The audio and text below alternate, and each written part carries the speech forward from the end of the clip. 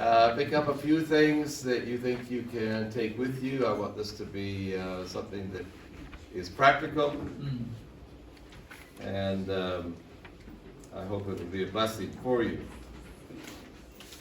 We begin this hour to speak about integrity in connection with leadership, with Christian leadership. Next hour, we will deal with integrity in connection with the finances and sexuality. And then tomorrow, we have two sessions, and we will set the question of integrity in the larger framework of Christian character. And then the final session we'll ask the question, how is it that we actually grow in character? How do we grow in character? So that's the map. And let's see if we're going to work. There we are, we're working. So, question number 1. Is integrity important for Christian leadership? Could I see hands, please? How many of you believe that integrity is important for Christian leadership?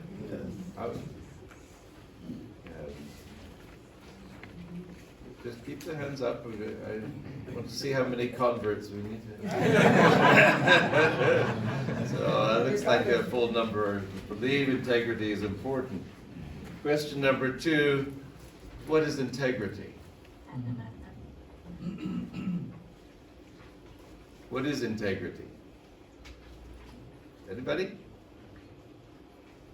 Do you think integrity is? You all just said it's important. Now what is it? Being true to truth itself. Being true to truth itself. I like that. Anybody else?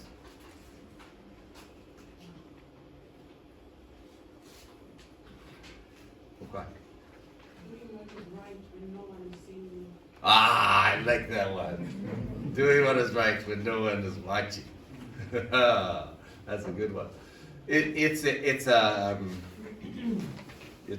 a complex term.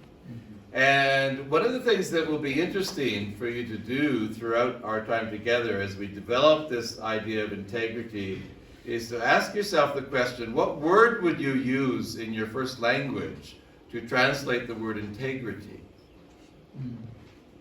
Or what phrases would you use to translate it? Or perhaps what parables are there in your first language that would depict integrity? Okay, that may be a question on the exam, so you may want to give some attention to that. Did you not?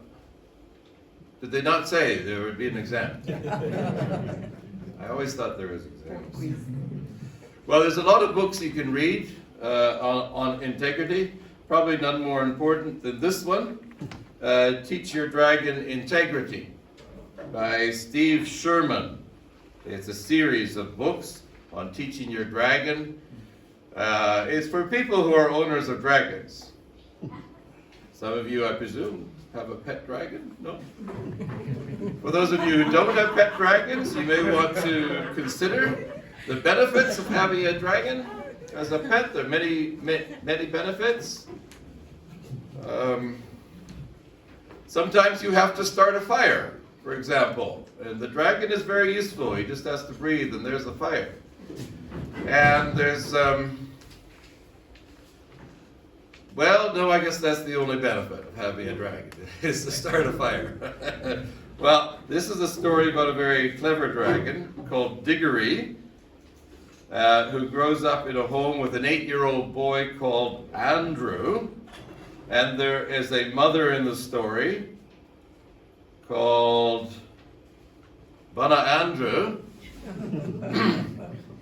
The story goes like this. One day, Bana Andrew tells Gerry, the dragon, to fold some laundry and put his clothes away before going out to play.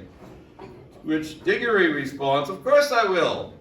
However, Gerry just hid the clothes underneath his bed, thinking this is so much faster. What difference does it make? But Andrew will never know. Later, when they're at the library, Diggory takes out a book without checking it out. And when Andrew challenges him, Diggory says, well, I didn't see the librarian, and I'm in a bit of a hurry. In any case, it's just one book, no big deal, no need to worry. Diggory, who was good at football, promised Andrew that he would coach him so that he would improve his football skills. But whenever Andrew asked him to play, Diggory always says, I'm busy doing other things. Andrew took Diggory aside and said, have you ever heard of the word integrity? Integrity is when you always do the right thing. You do it from the heart, even when no one is watching. Diggory says, you mean like when I pushed all my clothes under my bed thinking that mother wouldn't find them? Exactly, Andrew says. And like when you took the library book out without checking it out, making excuses to convince yourself that it was okay for you to break the rules. And like when you always found excuses to avoid keeping your promise to help coach me in football. Seems to be all there, doesn't it? We've got thinking that what we do is okay as long as no one finds out. Thinking that the rules don't apply to us because of our special circumstances. Justifying cheating just because we can get away with it. Breaking our promises because we have something else that we would rather be doing. There's a bit of a biblical background for the word integrity. It's found 23 times in the New Revised Standard Version. Actually, the Hebrew word tome occurs 23 times in the Hebrew Bible, and it frequently occurs in Proverbs, and it occurs in the book of Job. Job is said to keep his integrity, but you have these texts in Proverbs, for example, whoever walks in integrity walks securely, but whoever follows perverse ways will be found out. Better to be poor and walk in integrity than to be crooked in one's ways, even though rich. According to the Old Testament lexicon, the word tome has the sense of completeness or fullness. In the book of Psalms, we get a further idea of the word integrity. The Lord judges the peoples. Judge me, O Lord, according to my righteousness, according to the integrity that is in me. The fundamental meaning of righteousness in the Old Testament has to do with fulfilling the expectations inherent in a relationship. Hence the sense of acting in view of the welfare of the other person. I think we can have a starting definition at least. We can think of integrity as a set of moral principles centered around honesty that leads to wholeness and that leads people to trust you. Okay? The set of moral principles centered around honesty that leads to wholeness and leads people to trust you. One of the connotations of the word integrity is it's often thought of, especially in situations where those moral principles are being put to the test, like with Job. Okay? And also, the idea that integrity has to do with a consistent set of character qualities is perhaps better seen when noting the relationship between the words integrity and integration. Integration being about bringing together things to make a new whole. Okay, so this is integrity. Now, what I want to do with you in this session, I want to talk to you about a book that Dr. Henry Cloud has written. I know it's a bit of a funny name. I haven't heard of it before, but there you have it. We Mzungus often have funny names. Henry Cloud is a respected clinical psychologist who spends a large amount of his time coaching executives in business. That's presidents and vice presidents and managing directors, etc., helping them to be more effective in their roles as leaders. more successful in achieving their goals. Once when he was asked about the qualities that make a good leader, he replied, 3 things: the knowledge and skills related to your area, the ability to form relationships with other competent people for mutual benefit, in other words, networking, and the third, the character qualities necessary to prevent messing things up. In 2006, Henry Cloud wrote a book entitled Integrity, the Courage to Meet the Demands of Reality, to describe these character qualities, character that he sees in leaders who flourish and who help those around them to flourish. The set of qualities he refers to as integrity. That is, those who have integrated together a certain set of character qualities or virtues to be effective in leadership. Now, Henry Cloud is a Christian, but he's not talking to Christians, and he's not working necessarily with Christians. You can liken his approach to the book of Proverbs, where the sages are making observations about how to live well, about how to succeed in life. Cloud is doing something similar with regard to the character qualities in good leaders in the 21st century. These are the qualities that he observes in effective leaders in all kinds of organizations. I admit, there are organizations in America, and there might be some interesting thought going on. How does this translate to Africa? You can do that. But he argues that a person's character will ultimately determine if their knowledge and skills will succeed. So there are 6 things that he says, and I'm just summarizing them for you, and then you can talk about them in your groups. So the first thing that he says that people with integrity do is they establish trust. And they establish trust in 3 ways. The first way, a person with integrity listens to people. Such a leader works to understand what people are thinking, feeling, and experiencing. Even if the leader disagrees with people, he needs to demonstrate that he is heard and understands them. Being nice is not enough. By being nice, one might get compliance from others, but genuine understanding leads people to want to follow and give their support.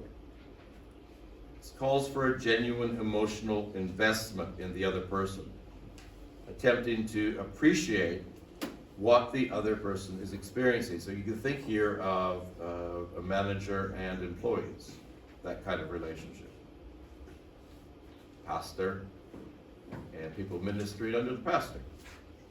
This is called empathy, the ability to enter into another person's experience and connect with it in a way that you actually experience to some degree what the other person is experiencing.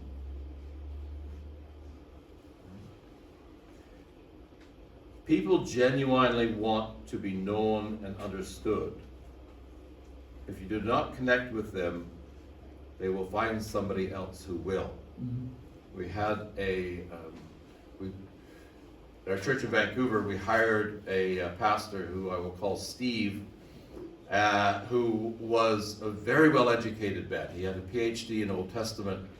He was a very accomplished musician, and we hired him to be one of our pastors, and he preached very well. He was a very likable person, and it wasn't very long before we heard people who were under his pastoral care say, Steve doesn't listen to me. Mm-hmm. I remember him asking me a question once. I gave him the answer. 2 weeks later, he came to me with the same question. Mm-hmm. You weren't listening when I answered that question 2 weeks ago. After a few years, Steve got a job on faculty at Regent College, which is usually your last job. usually retire from that. And after 5 years, they let him go because nobody wanted to work with him. He didn't listen to people. I go back. This is a very well-educated person, a very gifted person, a very talented person. But he doesn't listen well. That's crucially problematic. You need to listen well. For each of these, I've added a proverb, and you have them on your sheet there. I'm not going to talk about the proverbs very much, but I just wanted to reflect on how close what Dr. Cloud is saying relates to the teaching from the Proverbs. Okay. The second point under establishing trust, build trust by acting in the interest of others. Trust develops when leaders demonstrate that they have the other person's interest in view. This is the kind of person who wants the best for others and who will do whatever he or she can to bring it about. Leaders with integrity extend grace. They act towards others in ways they would like others to act towards them. I don't know if that sounds familiar, but it should. Cloud tells of a telephone call he received once from a company asking for a reference for someone he knew who was applying for a senior management position, and they asked him about the person's integrity. He replied, "I'm fumbling a little bit here to get this right. I really like Joe, and he is enormously talented. He is honest and he will not lie, cheat, or steal. He will basically do what he tells you he will do. So all of that is good and you can trust him. However, make sure that you absolutely protect your interests and get contracts and commitments in writing for everything that you are going to need." That sounds awful, the company representative said. It sounds like he is not trustworthy.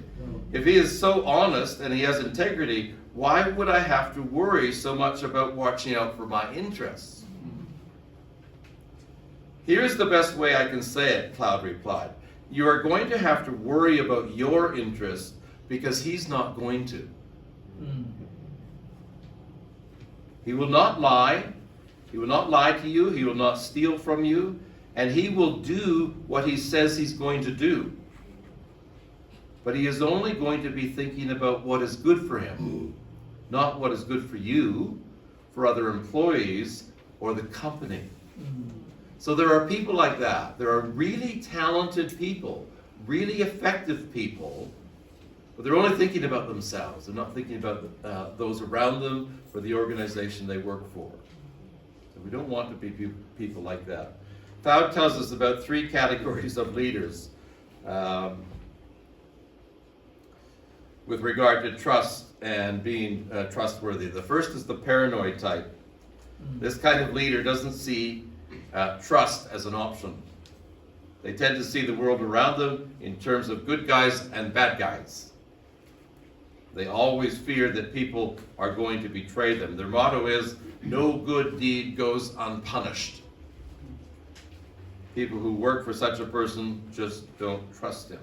They don't want to get on his bad side. The second kind of leader is the suspicious type. This is the kind of leader who treats people well as long as they are being treated well. That is, they play fair. I will treat you well if you treat me well. But if they feel let down by others, then the good treatment stops. It's difficult to trust someone where there is a demand for mutual performance because people will always fail at some point. The third kind of leader is the person who wants the best for others. This kind of leader is committed to acting in the interest of others without demanding anything in return. This lack of demand removes fear and engenders trust. I've experienced this a few times in my life, and it's wonderful. See really competent leaders, but they actually are interested in me. Yeah. And there's your proverb. The third point about establishing trust is to build trust through vulnerability. Leaders need to be able to negotiate the tension between power and vulnerability. Power or authority is necessary to be able to get things done. Vulnerability is necessary for others to see that you are a real person like them. In order to develop trust, people need to see that you are one of them, and that calls for vulnerability. While at the same time they need to see that you can depend, that they can depend on you to do what is necessary. But you don't always need to be the strong man showing no weakness. Research has demonstrated that people will trust leaders with these characteristics. Leaders who are competent to do the job. They express strength not through force, but through their ability. It's your ability, not your title, that matters. Yeah. Okay. Leaders who have things in common with other people, making them somewhat like us. People trust leaders who are warm, who express kindness. And people trust leaders who are open about themselves. They are not perfect, but they know how to deal with their weaknesses and mistakes. So building trust through vulnerability. That's the first point about leadership, establishing trust. Cloud's second point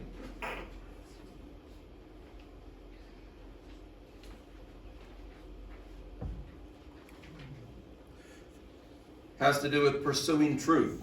It got back. Why did it go back? It's sleeping. Leaders with integrity want to deal with the truth. Point number one, you tell the truth.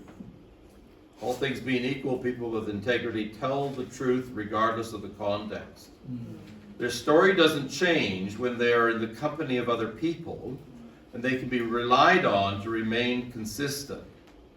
They are more committed to the truth than they are to pleasing others and being liked by others. It's difficult, that one, isn't it? Indeed, integrity is often tested by telling the truth when it is costly.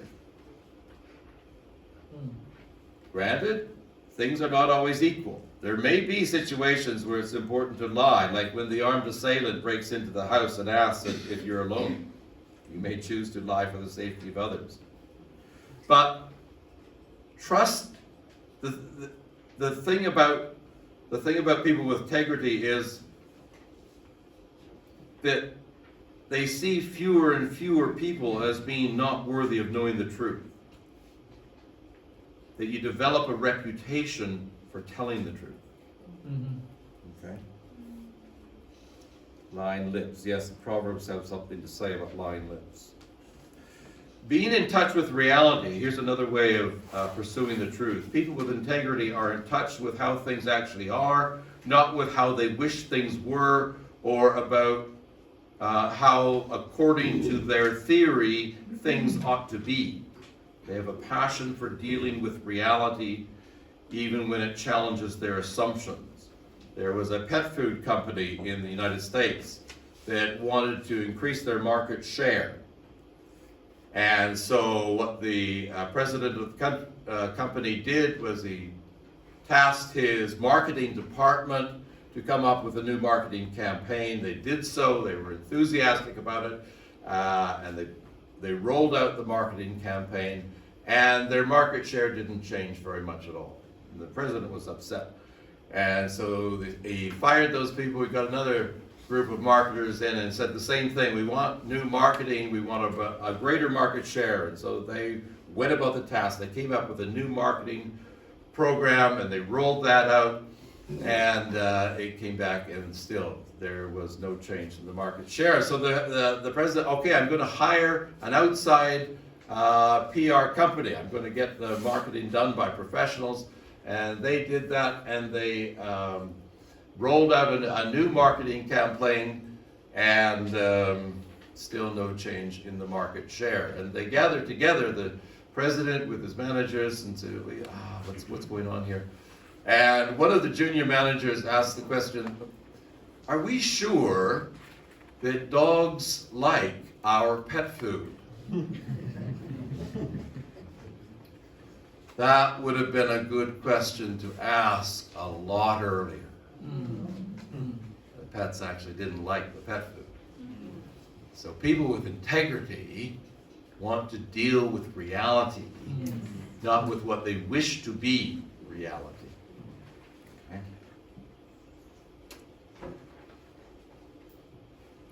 People with integrity want to know truth about the world around them. They want to base decisions on current evidence rather than on theory. They also want truth about themselves. They want to know how others perceive them. That is self-awareness, not just how you see yourself. How do others see you? Knowing that we often have blind spots with regard to others, like my friend Steve doesn't know that he doesn't listen well. The people with integrity find people who will be both insightful and honest, telling them about their strengths and their weaknesses. And people with integrity want the truth about other people. They neither demonize people that they find hard to deal with. The fact is that most people are not completely evil or completely misguided. Most people are doing the best they can with what they know and with who they are. Nor do they idolize people that they like. Sometimes we judge people according to what we hope about them, rather than what they actually do. When people see others in terms of polarities, either all good or all bad, they miss the reality about people. So there you are. Then the third point about pursuing truth is interesting, exercising humility. What works against the passion for truth are such things as pride and arrogance. Believing that we know more than others, that we know better than everybody else, that we are more in touch with reality. This kind of person needs to come to the point where he can admit that he could be wrong. I don't know if you know the cartoon from America of Charlie Brown. They're common in newspapers. Charlie Brown has a dog named Snoopy. And in this one cartoon, Snoopy is on top of his doghouse. And he's got a little typewriter typing. And Charlie Brown comes up and says, "What are you doing, Snoopy?" He says, "I'm writing a book on theology." "Oh, theology is it? Oh, that's good. I hope you have a good title." And Snoopy says, "I have an excellent title. Has it ever occurred to you that you might be wrong?" That's interesting. That's interesting. There are things we are very sure of. We should be very sure of them. But you just look back on how you have changed over the years. I wonder if all the things I think right now are true. I need to be open, being humble. Humility has to do not with self-deprecation, but with thinking soberly about yourself, about what you believe and about what you think you are good at. Remember Romans 12 there. Successful people in business understand that understand what they are good at and what they are not good at, and they surround themselves with people who are good at things that they are not good at. Okay. So exercising humility. People with integrity think clearly. They are able to find the balance between their own reason and emotions.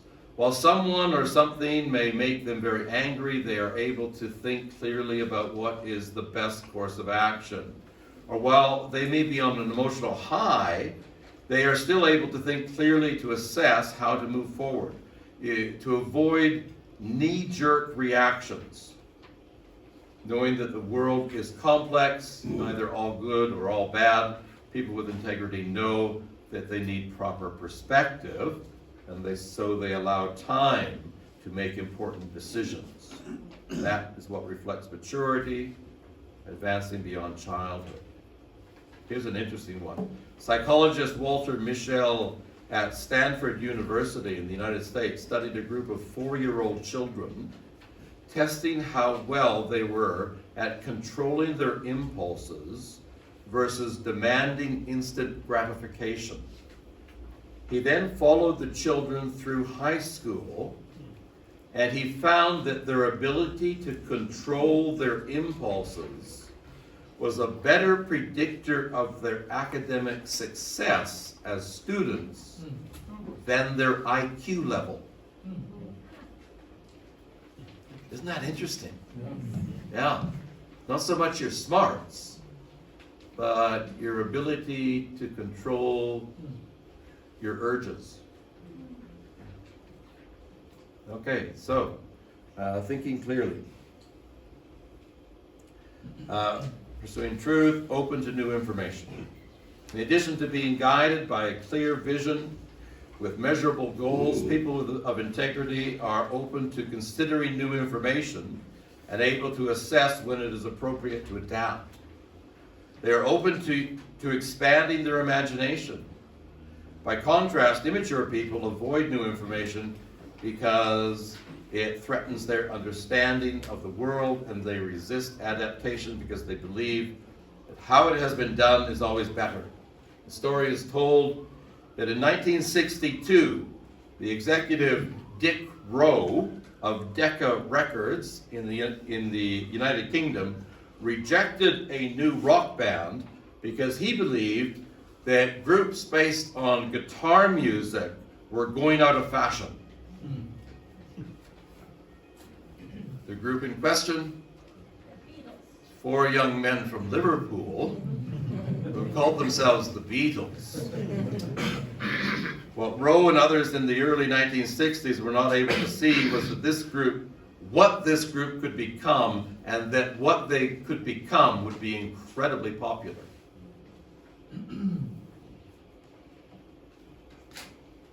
So there we are, pursuing truth, open to new information. Third point out of 6, know yourself. People of integrity have a good work ethic, but more than that, they have a secure identity based on who they are, rather than on what they do or on what people expect of them. People of integrity operate out of a center of their being. Their identity is not based on titles, positions, academic degrees, accomplishments, wealth, reputation, or the like.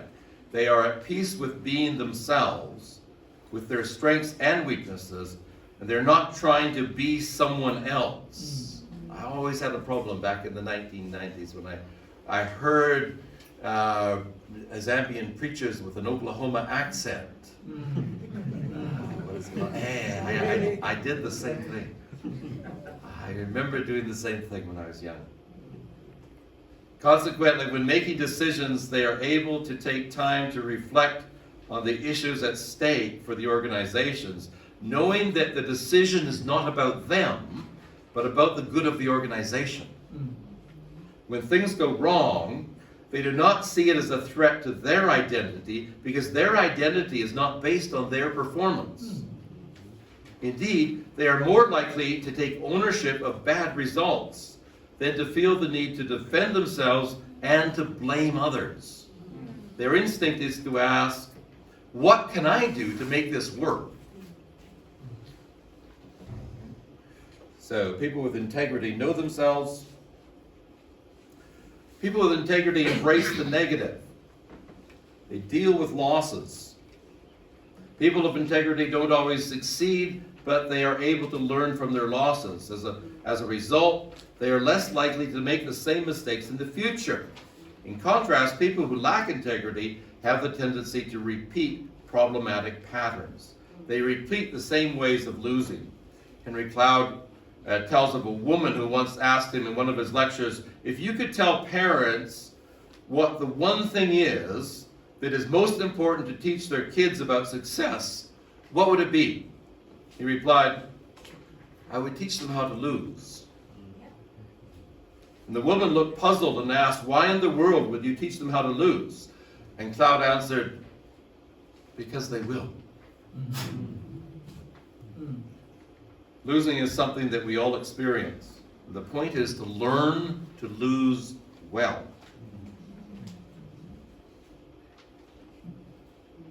Let go and face the reality that you have lost.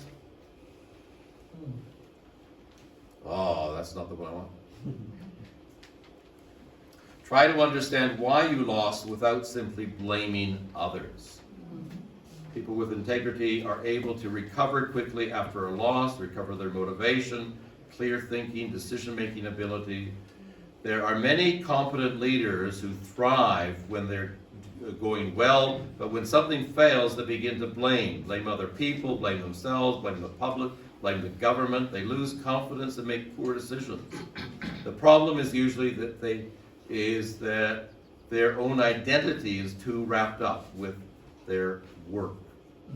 People of integrity are able to accept the loss, analyze it, and begin to recover. People of integrity are also problem solvers. They see life as a series of problems to solve and are eager to go in and sort things out. People of integrity have developed the ability to confront well. Going beyond the tendency to be a people pleaser, that such people realize that the problem people must be confronted, but rather than seeing such an encounter in an adversarial way, healthy confrontation brings together truth-telling with caring for the other. The important thing is to say what needs to be said and to say it in a way that shows that you care about the other person. Confrontation does not mean a military destruction of the other side, but a coming together of two people facing some problem and finding a solution that brings it together. Yep. Okay.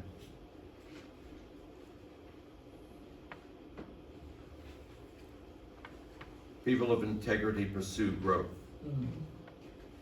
People of integrity want to become better. They have a drive always to grow. They have a curiosity for what is around the corner. Growth requires taking steps into uncharted territory, trying new things. Failure to grow is actually a sign of stagnation and death. Recent scientific research suggests that even in old age, the brain can continue to grow.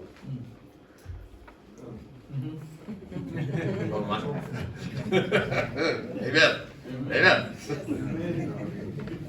Activities such as mental stimulation, higher education, leisure activities, exercise, and healthy eating are correlated with remaining mentally sharp. This is why when you retire, it's important to have something to do. Something that continues to interest you and even challenge you. People of integrity are more than problem solvers or maintainers. They want to grow better. And they find ways to do this, always challenging themselves, reading more, reading books that they don't necessarily agree with, developing friendships with people outside their natural social group, getting more education and training. Yeah. Okay, so people of integrity pursue growth. And then lastly, people of integrity orient their lives to something that is bigger than themselves. The story is told about a U.S. warship making its way through the fog one night. At one point they see a light up ahead, and they hear a voice on the radio saying, "Attention, calling the vessel traveling at 18 knots on a 220 heading. Adjust your course 30 degrees to the west immediately." The captain of the warship responds, "Message received. I advise that you adjust your course 30 degrees to the east. The voice replies, negative, Captain, you adjust. I am an admiral in the United States Navy, the captain replies. Who am I speaking to? I am a petty officer in the U.S. Coast Guard, comes the reply. Then I suggest that you adjust your course, the captain insists. No, sir, I suggest that you adjust yours, the petty officer replies. We are a U.S. Navy destroyer, the captain replies, 500 feet long, weighing 10,000 tons with 350 seamen on board, says the admiral. You adjust. The petty officer replies, we are a lighthouse.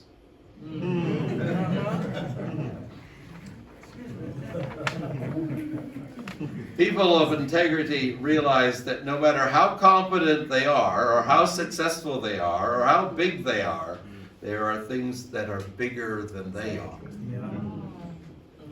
Contrast to people who consider themselves to be at the center of the universe and to think that everyone and everything exists to serve them.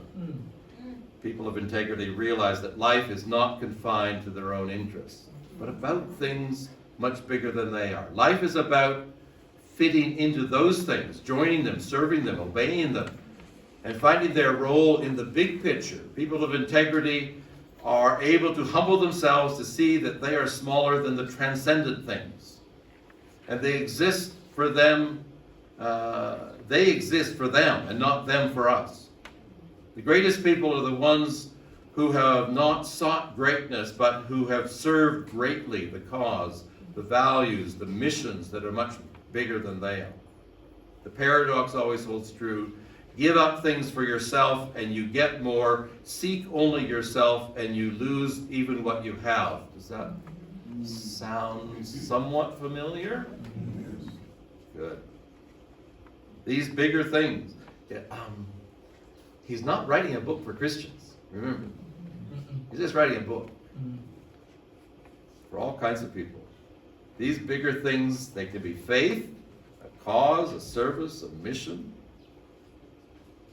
Cloud gives an interesting example. A managing director of a company negotiates with a local charity, and one day a year, he commits the entire company to apply their resources to whatever they can for that charity. Revamping the IT department, minor repairs, landscaping, software training. He says that when this happens, people in his company who have never thought about things bigger than themselves often catch the vision and go on to develop a more values-centered life. Wonderful. And with a couple of proverbs. Some give freely, yet grow all the richer. Others withhold what is due and only suffer wrong. Or the human mind may devise many plans, but it is the purpose of the Lord that will be established. Now we have a discussion group time later on in the morning. Here are a couple of discussion questions that you can talk about in your groups. What aspects of Henry Cloud's model do you think are most needed for leadership or for Christian leaders in Zambia? What examples of leadership have you experienced that were models of integrity? Okay, those are on your page. But are there any quick questions right now before we pause for a break? Any quick questions, explanation, my brother? Thank you very much for the brilliant presentation. My question I wanted to just find out from you regarding to reaching a consensus regarding to the conceptuality of the word integrity, bearing in mind that the same word integrity has these competing views based on context and different schools of thought. So how do we build a consensus understanding? I like the way you have brought it, but you have these competing views on the same. Yeah. You talk about integrity, but one may apply based on their understanding in their situation. So how do we build the consensus regarding to integrity? That's the first question. Then the last question, which I wanted maybe to pose, it affects all of us. I get an impression after the brilliant presentation which you have made, then I ask myself a question: to what extent can we build up a Christian community of integrity? That's a big question. I ask myself, how do you do that? Because you see in our context that is a big challenge. It is even more worse within the African context. How do we build a Christian community of Christian leaders of integrity? Thank you. I thank you for those questions, and for the second one, I think that's a great question for the discussion groups. How do you do that? And I think that's, your discussion groups would only be beginning to answer that question, because that's the big question. How do we move forward? And with regard to your first question, I'm actually interested in I suppose not defining the word precisely against competing definitions, as I'm using the word as a catch-all for what are